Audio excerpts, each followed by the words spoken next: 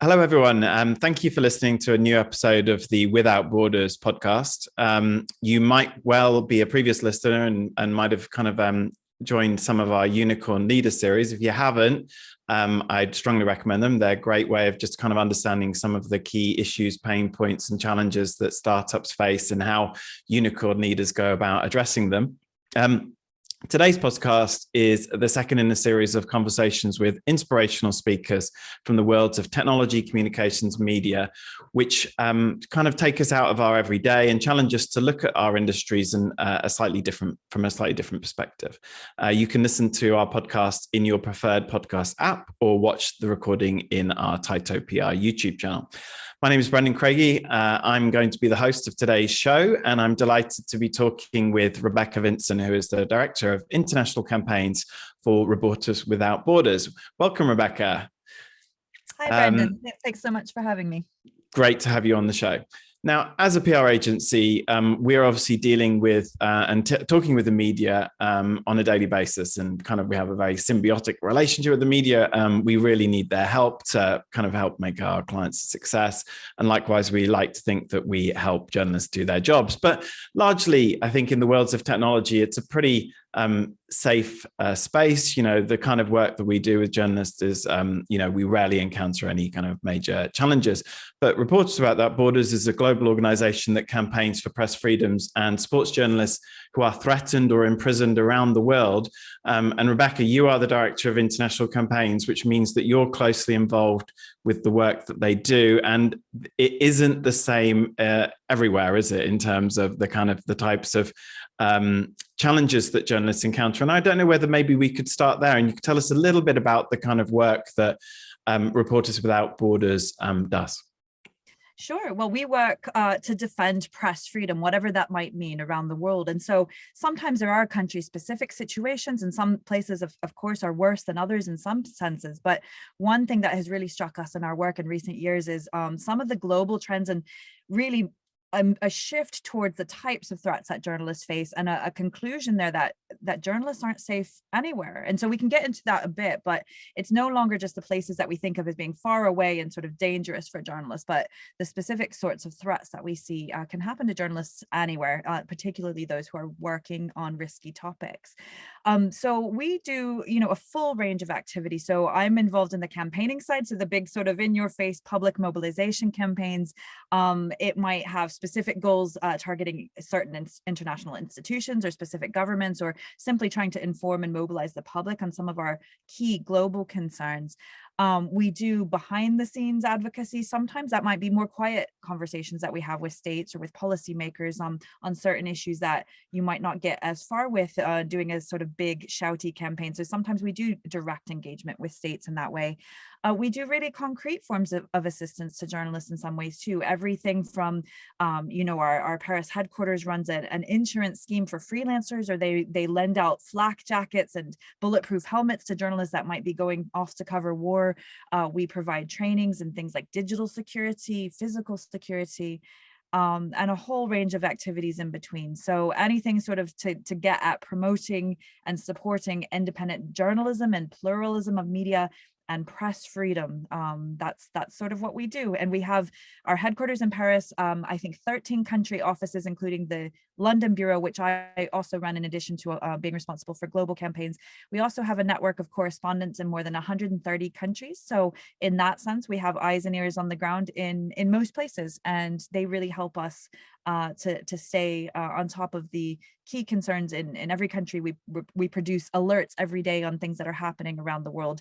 And by that metric, we are the largest press freedom organization in the world if you look at our on-the-ground presence in more than 130 countries. And fantastic. And we are obviously big believers in what you do, because we obviously do work with you and with the Reporters Without Borders through the Taito Foundation. Just going back to that you kind of touched on it there, in terms of, it almost seems like there are kind of like more traditional threats that people associate with kind of press freedom and freedom of the press, and then kind of more modern threats that are kind of emerging that you're kind of confronting today, which maybe are not kind of maybe as associated with kind of dictatorships and so on. Could you talk through through maybe kind of sort of like the more traditional threats that you kind of have to deal with, but then kind of some of the more modern challenges that you're seeing? Certainly. So one of our most useful global tools is maybe a good place to start. That's the World Press Freedom Index. So we've put this out for nearly 20 years. In fact, 2022 will be, I've let me say that bit over if that's okay. We've put this out for, I believe, 25 years now. We have a big anniversary coming up in 2022. This is an index that measures the press freedom records of 180 countries on a range of indicators. So some countries might perform better in certain areas than others. It measures everything from sort of violence against journalists to the legal environment, the economic climate, the whole range of really the climate in each country, not just the issues that are directly controlled by states either, but climatic issues. And one thing at a glance that you can see is how countries perform relatively to each other. And so countries are always very aware of this. In fact, almost nobody is happy with their score on this index. Even the countries in the top 10 are sort of always jostling for those spots. But what you can't see at a glance is actually that the whole world is getting worse. And so the global scoring has been on a decline really since 2016. It continues that downward trajectory. And when you look at specific regions and how they perform, even Europe, which has long been the region that respects press freedom the most, Europe has been slipping. The whole world is slipping. And even our standard setters we're seeing deteriorate in certain regards. That's really disturbing when you think about the precedent that sets for others who may have already been engaged in more immediately alarming behaviors. When they're looking at countries like the US, the UK, which should be doing better than they are in many regards, that's really concerning that it is getting worse everywhere. When we look at violence against journalists in particular, one trend I want to point out is journalists are very often killed with impunity. Over the past decade, more than 1,000 journalists have been killed in connection with their work. That's either in the field while doing their work or targeted intentionally in connection with their journalism. The trend we've seen over the past couple of years has shifted away from conflict zones. And now we're seeing a really disturbing trend of more journalists being killed in countries that are meant to be at peace than countries that are at war. These are journalists that are very often deliberately targeted, very often investigative journalists covering things like corruption and organized crime. And we've seen some really shocking examples of cases, even in Europe. Again, that's the region where we should expect press freedom to be most protected, but we've seen journalists killed in Malta, in Slovakia, in the Netherlands, in Greece, in the UK. In fact, we had the case of Lyra McKee killed in Northern Ireland 2 years ago. We still haven't seen justice for Lyra either. So these cases are not, each one has its own sort of factors there. So Lyra's case is very different, for example, from Daphne Caruana Galizia's in Malta. But when this is even happening in countries that we've traditionally thought of as being safe, that's really concerning. That is really concerning, and really shocking. And but going back to the kind of the UK and the US, where people would probably think of journalists being relatively free, what are some of the kind of challenges that journalists are increasingly facing in say those kind of countries like the UK and the US? Sure, I'll start with the UK, since I normally, when I'm not traveling, sit in the London bureau. We are 32nd out of 180 countries. And at times we've been worse than that. We should be doing better. The UK, in some regards, is still looked at as being a standard setter, for example, with some of the Commonwealth countries. And the Foreign Office for several years now has committed itself to championing global media freedom. And we do welcome that when states commit themselves to these things. So we never say that because you have issues at home, you shouldn't be raising these issues abroad. But we do think that states should also be holding themselves to the same standards. So I work on that every day with regard to the UK. We have a number of issues. We have serious concerns about safety of journalists in Northern Ireland. So I mentioned Lyra McKee's case, but there are very active threats to many journalists, specifically those that are covering paramilitary activities and organized crime, and specifically against women journalists on those beats. And so we work with people like Patricia Devlin, who has faced really horrific threats, not only to herself, but to her family. These things are very actively happening in Northern Ireland, and it does not get enough attention in Westminster for sure, even though this is part of the UK. I think some London-based journalists would be really shocked to hear the conditions that some of their counterparts in Belfast and Derry and other parts of Northern Ireland are facing, having to have alarm systems on their home and sometimes armored cars, and just getting used to being notified frequently by police that there are threats against them. This is really shocking that it's happening in the UK. We have threats to freedom of information, severe restrictions. There's been some excellent reporting by Open Democracy recently about the lack of transparency with freedom of information and a real regression under this administration in particular. Reports of this alleged clearinghouse that was under the purview of Michael Gove that filters out what requests even get passed on to other government bodies. Anecdotally, many investigative journalists that we know are just constantly fighting battles with the ICO, in fact, having to go to the Information Commissioner directly to get any hope of obtaining even routine information in some instances. And then one case in particular that I'd like to highlight is currently a UK issue, but it's one of our global priorities and it impacts the US press freedom climate as well. That's the case of WikiLeaks publisher Julian Assange. So Julian Assange is currently being held at Belmarsh Prison, a high security facility where he's surrounded by violent criminals. Regardless of what one thinks about Julian Assange, he is by no means a violent person. And he suffers severe mental health issues as well, which are exacerbated in prolonged detention. He's been there for the past 2.5 years after a period of 7 years of arbitrary detention at the Ecuadorian embassy, where he sought refuge out of fear of being extradited to the US. The fear which proved to be very relevant because we saw in April 2019 a situation he was forced out of the Ecuadorian embassy, arrested by the UK, sentenced to a disproportionate 50 weeks in prison for breaking bail because they considered that when he entered the Ecuadorian embassy, that was breaking the terms of his bail. He long since has finished that 50 weeks though, and he's currently being held only because the US is pursuing an extradition case against him. So at present, we are waiting for the High Court's decision in the appeals case. The first instance court in January found that he should not be extradited, but only on mental health grounds. We criticized the substance of that ruling because on the issues that are our concern in the case, the implications for journalism and press freedom, the court almost completely found in favor of the prosecution's arguments, the prosecution representing the US government. But they ruled that there would be a significant threat to his well-being and to his life, and so therefore he shouldn't be extradited. So we do share those concerns, but we feel that the decision should have been stronger. Now the High Court is considering the US appeal in that regard. The US has tried to provide the UK with assurances about his treatment, which are unreliable at best. We should learn the outcome of that in the next few weeks, possibly before Christmas, possibly in the new year. We're just waiting for information. But if he is extradited to the US, he would be the first publisher prosecuted under the Espionage Act, which lacks a public interest defense. And the precedent that could set cannot be overstated. The door would be left open for any publisher, any journalist, any source to be pursued in the same way. Bringing it back to the UK, our own corresponding legislation, the Official Secrets Act, also lacks a public interest defense.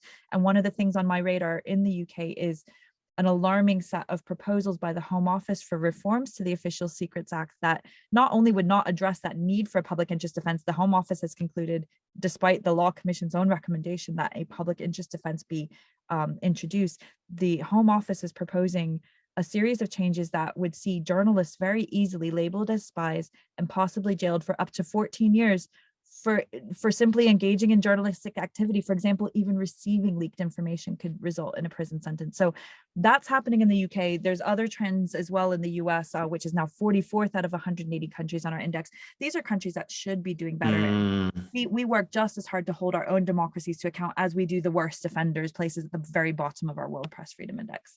Those are, worrying trends, and we'll be watching those cases closely. One area I guess we've really seen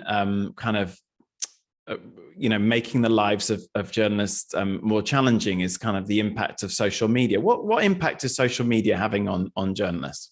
Well, it's changed the face of journalism, the nature of journalism. And we work not only on cases of professional journalists, but we work on cases of citizen journalists too. So all of our metrics, including our barometer of press freedom violations that is updated every day on our website that shows imprisonments and killings of journalists by country around the world. We include numbers of citizen journalists as well. So some journalists in that measure are using social media purely for their work, whether it's Twitter, Facebook, blogs. Now we have this trend in Substacks. I suppose that might fall under that as well. We very much defend the rights of citizen journalists to be able to do their jobs. And in countries where the climate is particularly repressive, some of the most impactful reporting is coming from citizen journalists. And some citizen journalists are being targeted through violence as well. For example, in Mexico, which has long been the most deadly country not at war for journalists. We see journalists sometimes targeted simply for posting information on Facebook that, particularly that pertains to organized crime or the drug cartels. We're also seeing an increase in online abuse, harassment, and threats of journalists, particularly of women. It can make it feel unsafe to sort of to wade into the public discourse. The platforms are not doing enough. Some of our global advocacy and some of our country-specific advocacy is focusing on trying to establish better responsibility of the platforms to respond and to prevent some of these issues. It can be really unpleasant, and sometimes they're not doing enough to take reports of threats seriously. We've also noted an increased blurring of the line between online violence, so to speak, and real life violence. And very often in some of the most horrific cases that we work on, you see a pattern of online abuse, harassment, and threats building up before physical violence then takes place. And so I think we need to do better internationally at responding to this at an earlier stage and preventing actual physical violence from occurring. But it's sort of I guess our conclusion is that it's not just the online space, everything is integrated and it's part and parcel of journalism. It's not going away. And I think the international community and policymakers in particular need to do better at adapting to the reality of our current climate and getting on top of these trends instead of just waiting until more journalists are needlessly attacked, or sometimes it's not as dramatic of a result that we can see like a violent attack. Sometimes the impact is self-censorship, which is actually one of the biggest challenges to free expression internationally. I mean, I kind of, you see so many of these cases where individual citizen journalists, like you say, or journalists are, suffer just incredibly, vile abuse on social media. And like you say, it must be terrifying to be on the receiving end of that. How do you, I mean, with your kind of desire to kind of protect press freedom, how do you kind of protect against people kind of seeking to opportunistically use, to kind of like silence people that have legitimate views that aren't abusive, but how, but people who take offense at different people's opinions. Do you see what I mean? So a certain, there's obviously people who have different perspectives on different issues. They don't have to be abusive opinions, but sometimes people can opportunistically use that to try and silence people. How do you navigate that? Because it must be a really complicated area. It's extremely complicated. And I think the so-called culture wars in the UK at the moment is a good example of that. This sort of, you hear some in government sort of railing, they say, for free speech, and kind of, I don't know, some of the things that come out of it. This is broader, I think, than just our press freedom focus at RSF. This is a broader free expression issue, but these complaints about cancel culture, but then being met with cancel culture, right, is extremely problematic. A very recent development that I'm disturbed by is these media reports that the government is no longer going to invite government critics to address private internal government functions. So who is to determine who is a government critic? Groups like ours, I mean, civil society groups are inherently in a critical position because our job is to play watchdog to any government, not just in the UK and not just to one party. I mean, whoever is in power in whichever country context we're working in, our position is inherently critical. I, in the past, have been in to brief the Foreign Office, DCMS, and other bodies. Are people like me going to be given that access now? And then what line have they drawn? Because it now will look like somebody is taking sides if they accept this invitation when this public announcement has been made that government critics will not be welcome. That's really concerning to hear that those who should be exposed to the widest range of views are now proactively taking a decision to in a way, bury their heads in the sand or put blinders on and just hear what they want to hear. I don't understand, just even as a citizen, how that is supposed to fix this cancel culture that supposedly exists. I mentioned some of the issues that are directly impacting journalism in the UK, but it is part of a broader sort of worrying move on the free expression front. We're seeing other things like moves to restrict academic freedom of expression, moves to silence critical protest or any protest, really. It looks like in the months ahead, many aspects of democratic life that we viewed as being normal and that are certainly considered normal in other countries that we view as being democratic, everything seems to be under attack at the moment. I think there are some really worrying trends here that a very slippery slope is being created that I think if questions are not asked now, if there's not sort of brakes put on this now, we might find ourselves in a very different position as a country in the very near future, and it will be at our own detriment. It's worth mentioning that the impact is always on the public in these things. So whether it's these broader issues that, you know, some affect students, some affect activists, we look at the issues that impact journalists. When we are taking up these issues that impact the media and journalists in particular, the ultimate impact is always on all of us because it's about the information that the public receives. And so the impact of all of this is always that we receive less information about stories that are in our interest, and it makes us less able as the public to hold our own government to account. So that's, I think, a bit of storytelling that we seek to always improve on. And me as a campaigner, I'm always aware of that. Are we telling this in an effective way to where the public cares, to where it's not just about journalists? And some people have a very low opinion of journalists for various reasons, some of which are fueled on by public officials, I have to say. But, you know, you see trends like scum media trending online. So some people might have decided for whatever reason they don't like the media, they don't like journalists, but it's about all of us. And so I think that's a challenge as a press freedom organization, is making that argument, making people care and push back a bit, because as long as the public is silent on these issues, this government and other governments engaged in similar behavior will keep pushing. And that's a very good point, I think, for us to bring this conversation to a close, because we could talk all for hours about some of these things because they're just so important. If people would like to get involved in RSF, how should they do that? Where do they find you? And you know, how can they get involved?